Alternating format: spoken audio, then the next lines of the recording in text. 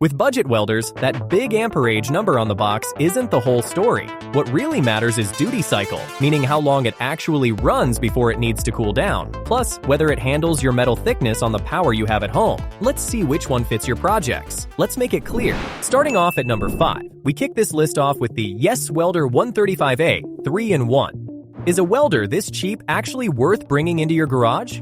For light work, I think it earns its spot, and let me tell you why. The headline here is the 3-in-1 setup. You get gasless flux core, stick, and lift TIG on one machine that weighs around 11 pounds. So instead of buying 3 separate units, you carry one from the garage to the yard to a buddy's place. And it runs on a standard 110 outlet, which matters if you don't have a 220 circuit sitting around. The synergic control is the part I'd actually lean on. You set your wire and the machine matches the voltage for you. Then you fine-tune a few volts either way. For someone still learning wire feed and amperage, that takes a lot of guesswork off the table. Reviews back this up. People with almost no experience getting clean enough beads after a quick setup. Now let's talk about the sealing. At 135 amps on 110 power, this handles mild steel up to about 3/32 of an inch. That's brackets, patch panels, small frames, gate repairs. Push it into thick structural steel or long back-to-back beads, and you'll hit the duty cycle wall fast. The fix is simple. You let it cool, but you should know that going in. One more thing worth flagging. Out of the box, it's set up gasless flux core, so expect more spatter and slag than a gas-shielded MIG.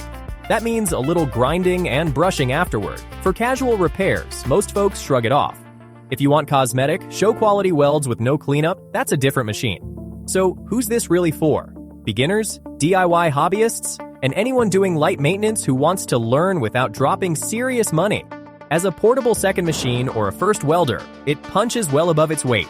The link is in the description. Moving to number 4, the ANDELI 135A 3-in-1. What sets it apart from the last machine comes down to the power input, and for some of you that's the whole decision. This one runs dual voltage. You plug it into a standard 110 outlet for garage work, or you tap 220 when you've got the circuit. And that matters because on 220, this thing handles mild steel up to about 3/16 of an inch. That's a real step up from a 110 only machine. Trailer repairs, thicker bracketry, heavier framework, all on the table. The feature I'd actually lean on is the pulse on the flux core MIG. Pulsing the arc gives you a steadier, cooler bead with less spatter, which means less grinding when you're done. Pair that with the synergic control, where you set your wire and it dials in the voltage for you. And a newer welder gets clean results a lot faster. Here's the trade-off though.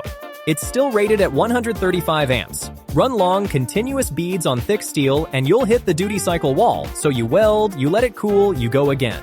That's just the nature of a compact inverter this size. And the lift TIG works, but the torch isn't in the box, so factor that in if TIG is your main reason for buying. What wins me over is the kit. It shows up with the auto-darkening helmet, the gloves, the gun, and gasless wire, so you're laying beads the day it lands. At just over 9 pounds with a carry handle, it goes from the bench to the truck to the back of the property without a second thought. So for a value buy that stretches across more thickness when you actually need it, this one covers a lot of ground.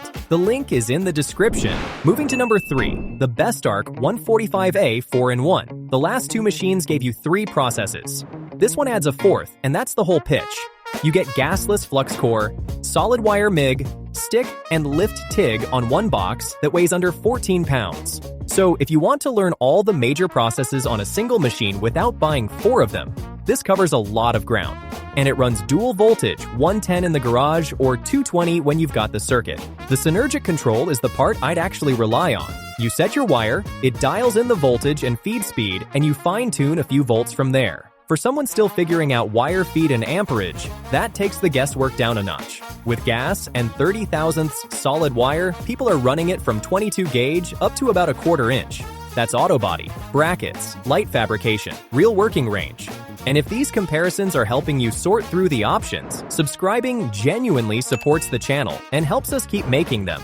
Now, a couple of things to know before you commit.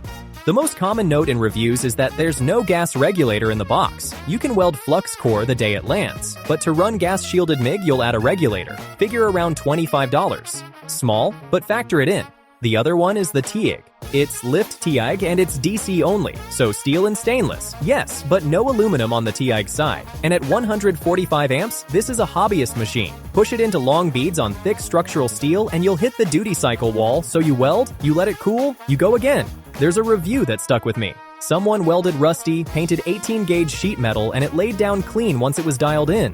For the money, that tracks. For a beginner or a DIY welder who wants every process under one handle, this is an easy one to recommend. The link is in the description. Number 2 on the list is the YESWELDER 160A 4-in-1. This is where the power finally opens up, and that's the whole reason it sits this high. Every machine before this capped out around 135 to 145 amps. This one pushes 160. On 220 power, that extra headroom lets you run mild steel comfortably past a 1/4 inch, and you can hold a bead longer before the duty cycle taps you on the shoulder. For trailer frames, hitch work, heavier fabrication, that gap is where a lot of budget machines quit on you. You get all 4 processes too. Gasless flux core, gas MIG, stick, and lift TIG on one box. And it eats the serious rods. 610, 611, 613, and 718. So if you're a stick guy who likes 718 for structural stuff, this actually keeps up. It also takes the 10-pound spools, not just the little 2-pound ones, which means fewer wire changes on a long day. The synergic control does the thinking for new welders. You dial in your wire and thickness, it sets the voltage and feed speed, and you nudge it from there. But here's what I like for someone past the beginner stage. There's a full manual mode. So once you know what a good puddle looks like, you take the wheel and tune it your way. Now the honest part. The lift TIG torch isn't in the box. So if TIG is your main reason for buying, budget for that separately. And like every compact inverter on this list, long continuous beads on thick plate will hit the duty cycle wall. You weld, you let it breathe, you go again. That's just physics at this size and price. What sells me is the balance. Under 20 pounds, dual voltage, real stick capability, and the amperage to grow into. For a hobbyist who's tired of outgrowing the cheap machine in 6 months, this one leaves you room. The link is in the description. Before we reveal our number 1, be sure to check out the description below for the freshest deals on each of these items. And at number 1, taking the top spot, the Lincoln Electric 90i FC. Now you might be looking at this thinking it does less than everything below it. Flux core only, 1 process, no MIG gas, no TIG. So why does it close out the list? Because sometimes the smartest budget buy is the one built by a name that's been doing this for 100 years. Here's my take. Every machine before this stretched itself across 3 or 4 processes to win you over. This one does one thing and builds it like a tank. Lincoln Electric has been in welding longer than most of us have been alive, and that reputation is the real spec here. When a machine's this simple, build quality and arc consistency are what you're paying for, and that's exactly where this brand earns it. The output got a real bump too. The older 90-amp flux core units felt maxed out on anything serious. This inverter pushes closer to 120 amps, so you've got headroom on mild steel up to a 1/4 inch. 2 knobs, wire speed and voltage, infinite adjustment between them, nothing to overthink. And there's a review from Carl that captures it well. I came from the old 90-amp Century, and the jump in output is night and day. This one doesn't feel pinned at the top end on thicker stuff. The arc is smoother, and it's the same compact size I was used to.